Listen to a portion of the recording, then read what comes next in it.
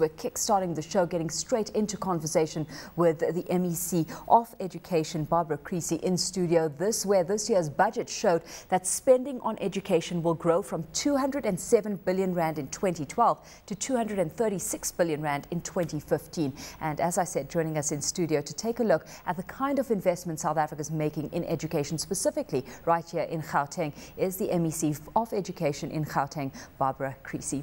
Minister, thanks so much for joining us this afternoon. Well, let's get straight into things. As we said, we've outlined the kind of budget that's been set for the education system overall nationally over the next two to 3 years. And just something interesting that has been noted in this year's budgetary is that this year we had one paragraph dedicated to education, where we had last year 3 paragraphs dedicated to education. It was all about skills, it was all about education. Let's at the top get your perspective on the kind of investment Gauteng specifically is making in the education system. Well, I think that in Gauteng, education is still the biggest budgetary priority. That's obviously because we all understand that skills mismatches in the economy are some of the contributing factors to problems we're having in getting the levels of economic growth that we'd like to have in our province. Mm-hmm. Taking a look at those problems, I mean, there's certainly a focus on widening access. It's via school subsidies, etc. So run us through some of the challenges in getting the population educated. Well, I think that what we can say is that over the last 18 years, we have by and large dealt with the issue of access.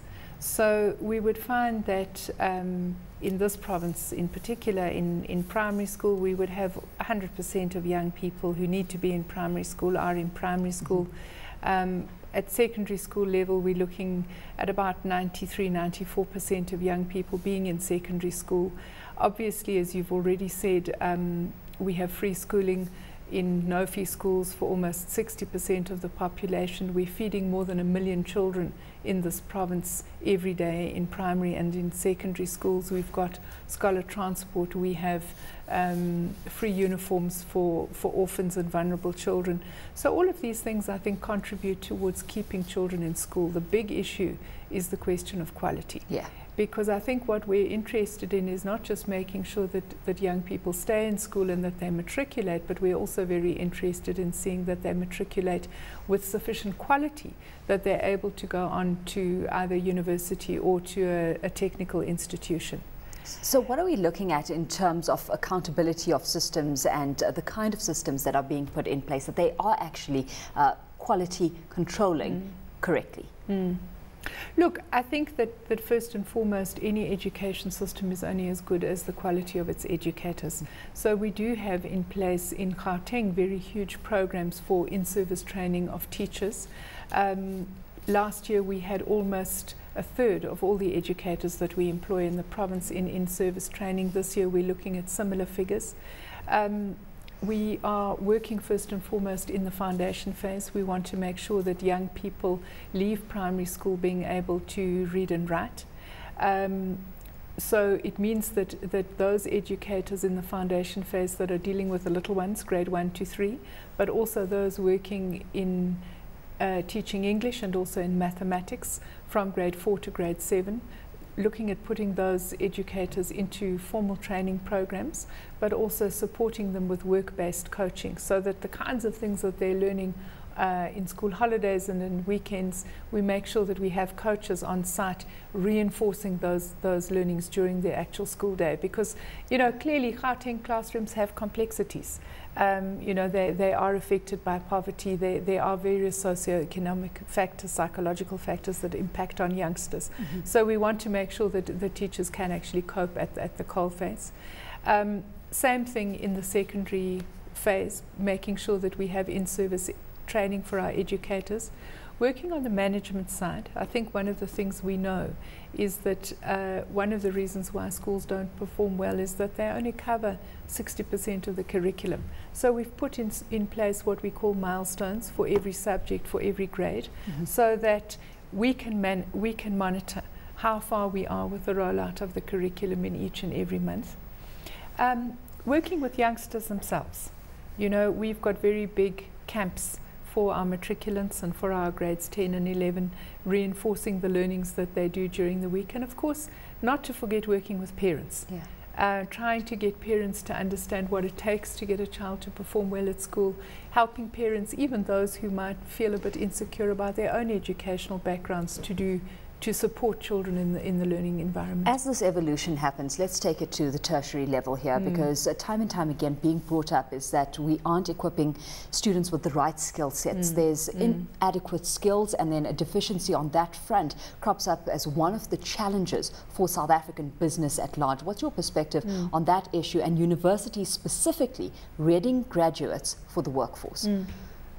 Look, we've developed something called the Gauteng Master Skills Strategy, and really what this did was to look at what are the key areas of the economy that we're trying to grow. For example, telecommunications, IT, business processing, outsourcing, you know, those engineering, all of those areas. What is the skills need in this particular area? Then what we have developed is a whole program to introduce, particularly in our township schools, career education for learners, compulsory career education in grades 8 and 9. And the reason that we're doing this is that, first of all, we want to introduce to young people, have you considered a career in IT? Have you considered a career in accounting? Have you considered a career in engineering? And if you have considered it, what do you think are the subjects that you need to do? You know, so making sure that kids who want to go into these subjects do pure maths, not maths literacy, that they take accounting or science, as the case may be. Then, of course, working on improving the teaching of these core learning subjects. We've got big programs to take our maths and science educators out of the system for a month at a time, giving them intensive training.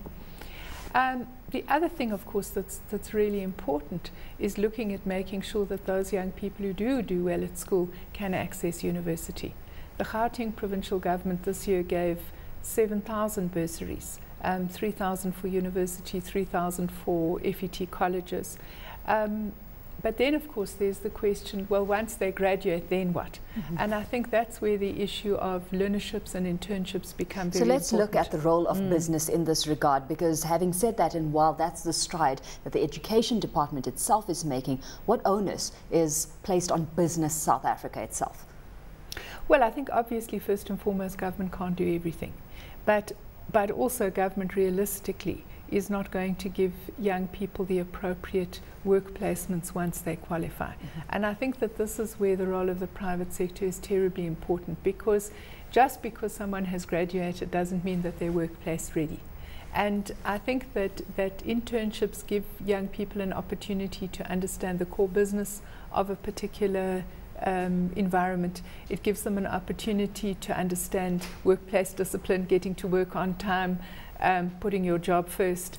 And obviously it would then introduce them to the specific skill set that they would need for that particular form of employment. Do you think that South Africa Incorporated is doing enough? I mean, we've had Standard Bank's Global Leadership Centre stand in the forefront. We've had the Tiger Brands Trading Academy, Altech Academy as well. What do you make of the success of initiatives like these? Look, I think that those initiatives are doing wonderful work, but I think that what we're not doing is sufficiently upscaling the actual workplace placements.